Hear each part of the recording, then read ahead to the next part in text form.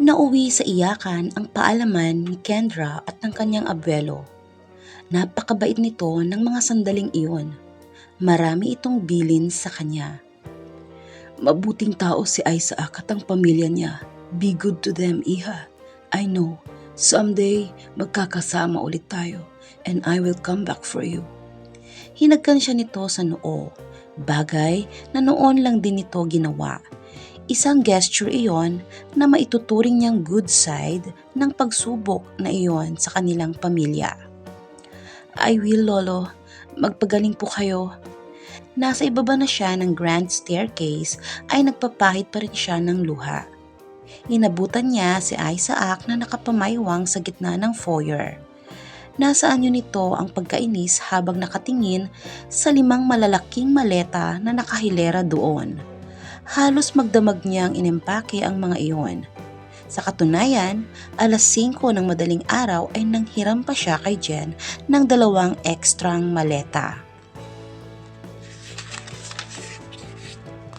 Wag na wag sasabihin ng lalaking ito na hindi niya pwedeng dalhin ang lahat ng iyon.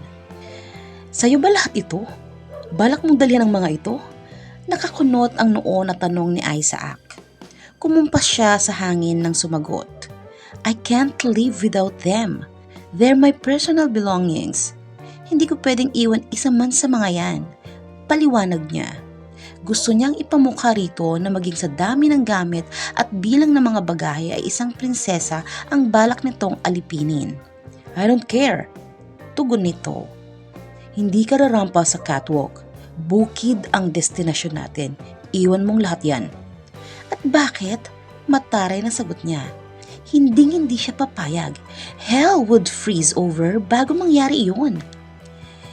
Ipabebenta ko sa online lahat yan. Ano? Sindak na tanong niya. Ang mga gamit niya, ibibenta online? Negosyante ako, Miss Morgan. Actually, hindi lang ito. Maging ang mga alahas mo ay mapupunta sa akin. And don't you dare ask why. Butal pa lang ang halaga ng lahat ng mga yan sa laki ng dapat ninyong bayaran. Daig pa nito ang berdugo kung maningil.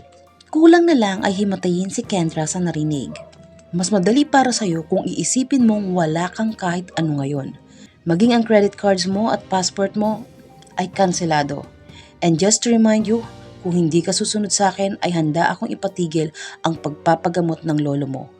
You will personally shoulder his medical expenses kung magbaback out ka sa trabaho. And of course, you have to face legal proceedings too. Sa madaling salita, walang magagawa si Kendra kundi ang sumunod. At ano ang susunod niyang trabaho kapag umalis na ito ng bansa? Ibibenta ba siya nito sa business association nito para pagkakitaan? Nanlamig ang buong katawan niya sa isiping iyon. Nang hatakin siya nito sa kamay palabas ng mansyon, diretso sa sasakyan nito ay wala na siyang nagawa kundi ang umiyak. Tahimik niyang pinahid ang bawat pumapatak na luha.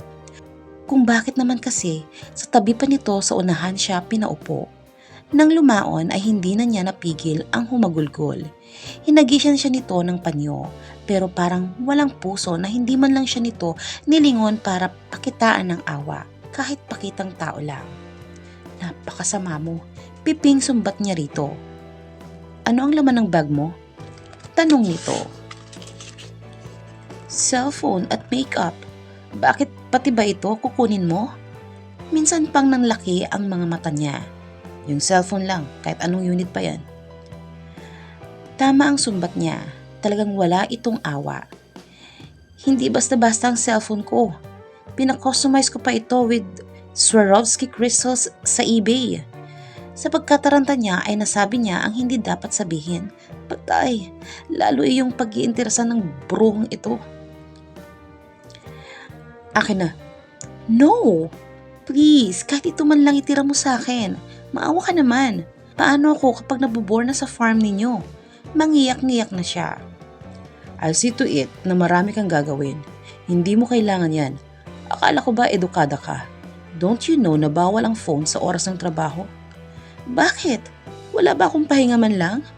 Sapat bang rason ang laki ng utang namin para tapakan mo pati human rights ko?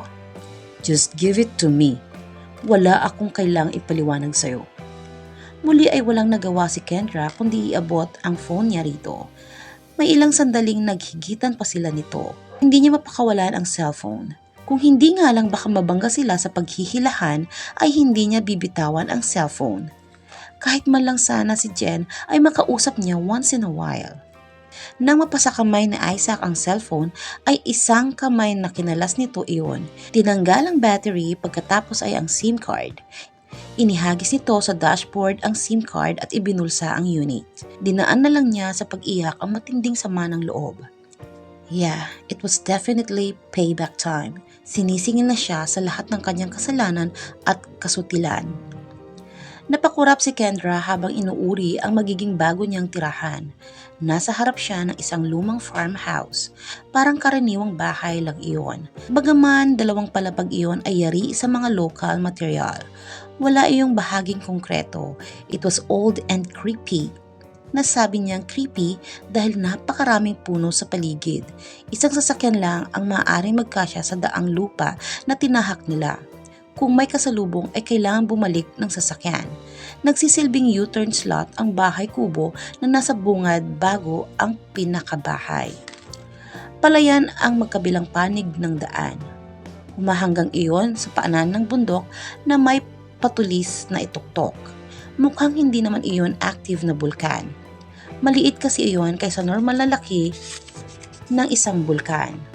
Maraming kabahayan sa paanan niyon. Mula sa harap ng bahay ay abot tanaw ang 4-lane highway na pinanggalingan nila. May 2 kilometro ang layo niyon sa pinakamalapit na kapitbahay. Isolated at wala kahit sari-sari store na mabibilhan. Inaalala niya ang paparating na buwan ng dalaw niya. Naiwan sa isa sa 5 maleta ang sanitary napkins niya. What is this place? Sa sobrang paghihinagpis kasi niya ay nakalimutan na niyang magbasa ng mga signboards sa daan.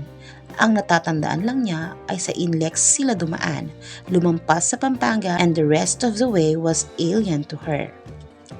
Nasa dinalupihan ka, Miss Morgan. That mountain is the living landmark of this town. That's Mount Malasimbu, mas kilala sa tawag na Payumo. Should I thank you? Patuyang balik dito ni Kendra. No, at hindi ko sinabi yon to entertain you. You should have taken note of the places we passed dahil sa mga susunod na araw ay mamamalengke ka ng mag-isa. Nasa barangay Saging ka to be exact. Remember everything dahil malayo ka sa TV station sakaling maligaw ka. Matalim na tingin at pasimangot ang iginanti niya rito. Just show me what you've got. Kung matutuwa ko sa'yo, baka sakaling ipasa kita kay Lola Francesca. I'm sure, mas gugustuhin mong maging ramp model abroad at qualified ka kaysa maging alila ko habang buhay. Pahabol pa ni Isaac. Nilunok niya ang pride sa narinig na oportunidad, kinapalan niya ang mukha at nagtanong, "Nasaan ba ang lola mo?" "Nasa Europe, kung saan dun din nakabase ang mga negosyo namin. As far as I know, bibisita siya dito sa Pinas kung ikakasal na ako." Saka itong ngumisi, pointedly crushing her hopes into dust. Impakto, sigaw ng isip ni Kendra, bumagsak ang pag-asa at pakiramdam niya.